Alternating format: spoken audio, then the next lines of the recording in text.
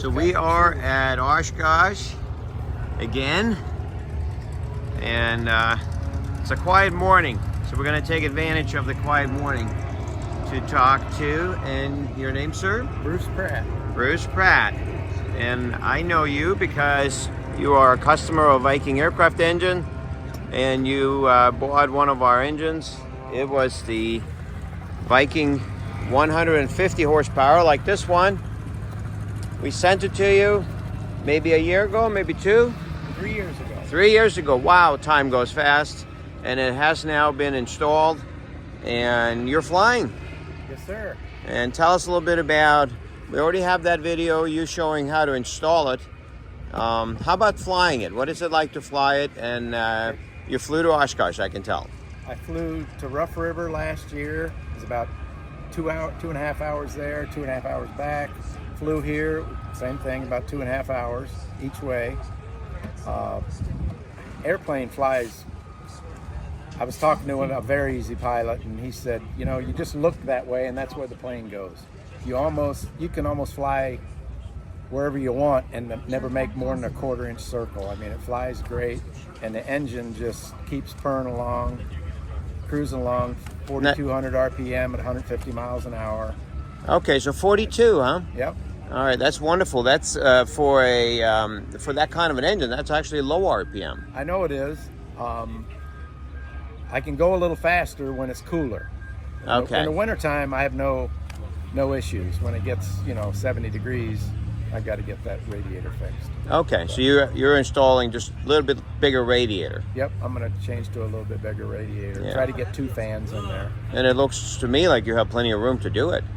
Well, I do, probably. I have no issues flying. It's when you get on the ground and there's no air, and I even have to be careful with the speed brake because it blocks everything. Right. But And that's a lot of airplanes is there's no flow. All the canards, Yeah. they can't taxi too long or sit and idle too long. They get hot. Now you have the advantage of being able to take care of that, but a couple of small automotive fans. Yep. Yeah. Yep. Now tell us about, you mentioned you threw out this name Rough River, Yep. and I guess the canard community would know what that is. Everybody else would say, well, what's that? Rough River is a state park in Kentucky. They have a 3,200 foot runway, and there's no fuel, there's no food, there's a lodge with a restaurant in it, and about anywhere, depending on the weather, 40 to 50 canards fly in for 3 days.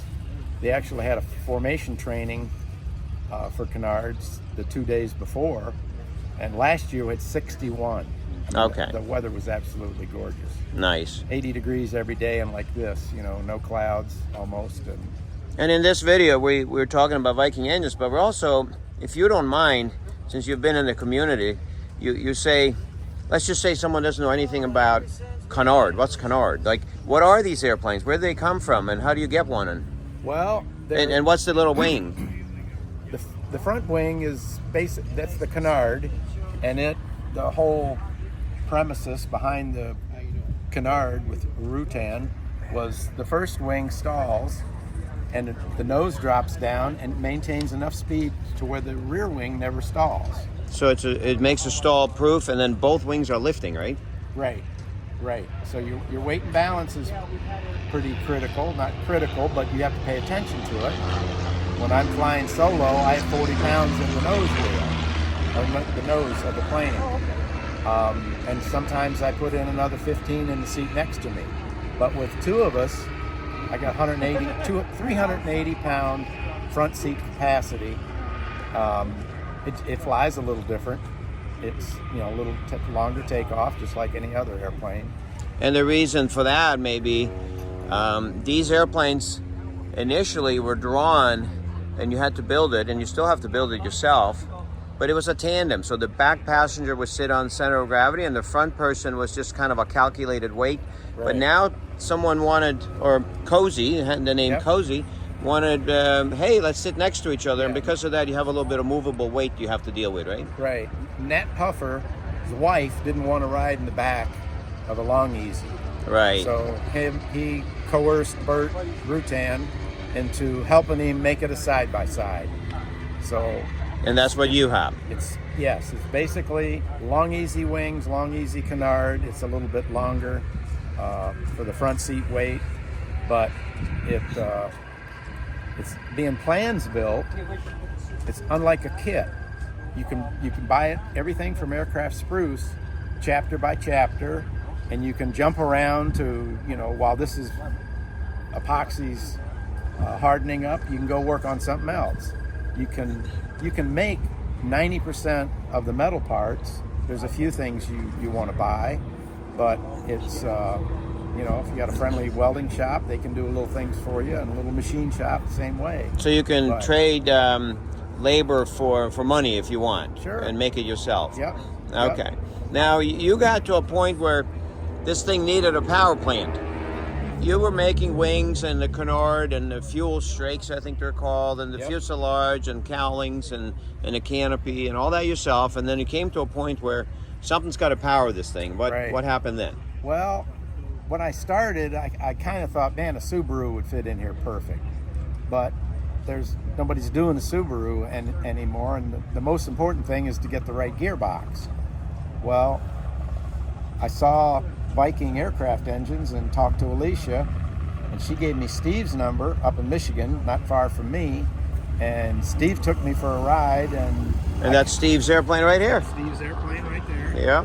And it's fuel injected. You go and you turn the key and it fires up like your car, and you do your pre-flight first, just like you normally do, same as an aircraft engine, and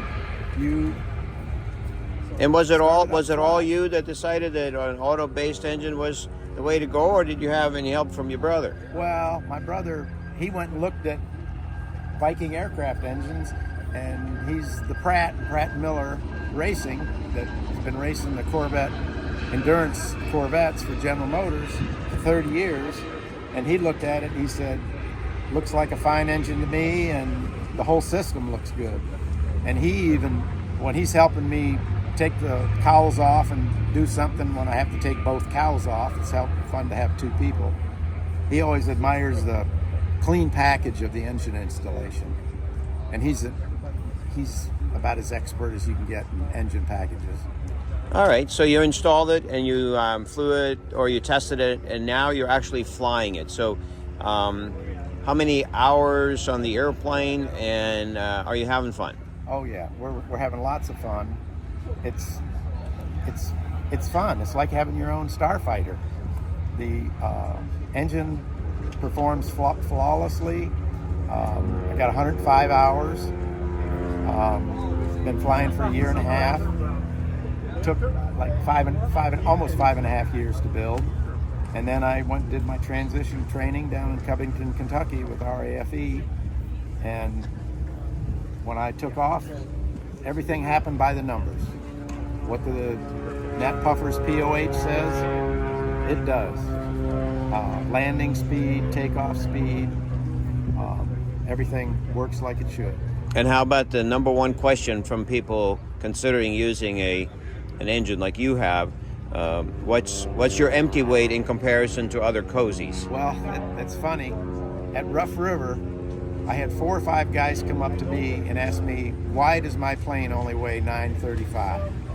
Well, Nat Puffer's prototype, first one, weighed like 895.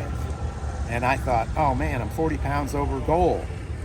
And then they tell me, and that's a big deal for somebody that's been working and working and working, because I know you guys, when you build these, I've done a little bit of it, you have a technique to like stipple and scrape off the extra epoxy, and it's all about every little pound, right?